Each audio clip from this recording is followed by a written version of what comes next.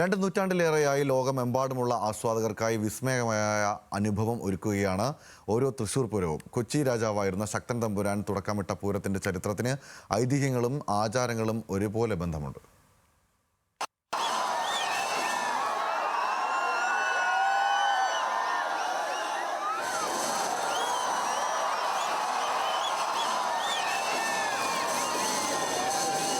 വടക്കുംനാഥ ക്ഷേത്രത്തിനു ചുറ്റും തേക്കിൻകാട് മൈതാനിയിൽ ഒത്തുചേരുന്ന മഹാജനസഞ്ചയം.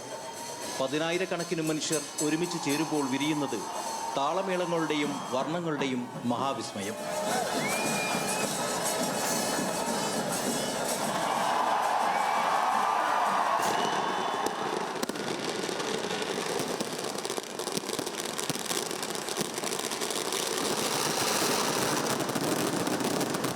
മേടമാസത്തിലെ പൂരം നക്ഷത്രത്തിൽ സഹോദരിമാരായ പാറമേക്കാവ്, തിരുവമ്പാടി ഭഗവതിമാർ കണ്ടുമുട്ടുന്നതും ഘടകക്ഷേത്രങ്ങളിലെ ഭഗവതിമാരും ശാസ്താക്കന്മാരും വടക്കുനാഥനെ വന്നുകണ്ട് തൊഴുതു മടങ്ങുന്നതുമാണ് ഏറ്റവും ചുരുങ്ങിയ വാക്കുകളിൽ പറഞ്ഞാൽ പൂരം.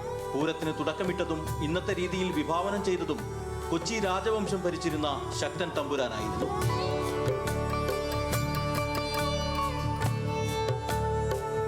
മലബാർ മുതൽ കൊച്ചി വരെയുള്ള ഒട്ടനേകം ക്ഷേത്രങ്ങൾ പങ്കാളികളായിരുന്നു ഒരു കാലത്ത് ആറാട്ടുപുഴ പൂരത്തിൽ. എന്നാൽ 1796-ൽ പൂരം നടക്കുന്നതിനിടയിൽ കനത്ത പേമാരിയെ തുടർന്ന് തൃശൂരിൽ നിന്നുള്ള ചില ക്ഷേത്രങ്ങൾക്ക് സമയത്ത് എത്താനായില്ല. വൈകിയെത്തിയവരെ ആറാട്ടുപുഴക്കാർ തടഞ്ഞു. ഇക്കാര്യം സങ്കടമായി പ്രജകൾ അറിയിച്ചതോടെ ശക്തൻ കൽപ്പന പുറപ്പെടുവിച്ചു. അന്ന് തുടക്കം കുറിച്ച തൃശൂർ പൂരം മലയാളികളുടെ മഹാ ആഘോഷമായി കാലക്രമേണ വളർന്ന് വലുതാവുകയായിരുന്നു.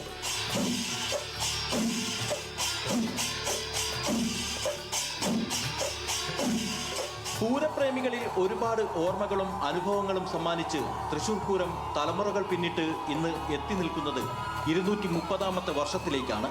ചരിത്രപരമായും ഐതിഹ്യപരമായും പൂരവുമായി ബന്ധപ്പെട്ട് ഒരുപാട് കഥകളും പറയാനുണ്ട്.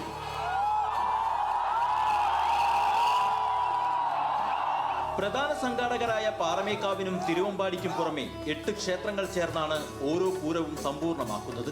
6 ഭഗവതിമാരും 2 ശാസ്താക്കന്മാരും വടക്കുംനാഥനെ തൊഴുതു വലം വെച്ച് വിവിധങ്ങളായ ചടങ്ങുകളിൽ പങ്കാളികളാകുന്നു. പൂര വിളംബരത്തിൽ തുടങ്ങി ഉപചാരം ചൊല്ലി പിരിയും വരെയുള്ള 1.5 ദിവസത്തോളം ദൈർഘ്യമുള്ള ഈ ആഘോഷങ്ങളാകട്ടെ പൂരപ്രേമികൾ ഹൃദയങ്ങൾ കൊണ്ടും മനസ്സുകൾ കൊണ്ടുമാണ് ഏറ്റെടുക്കുന്നത്.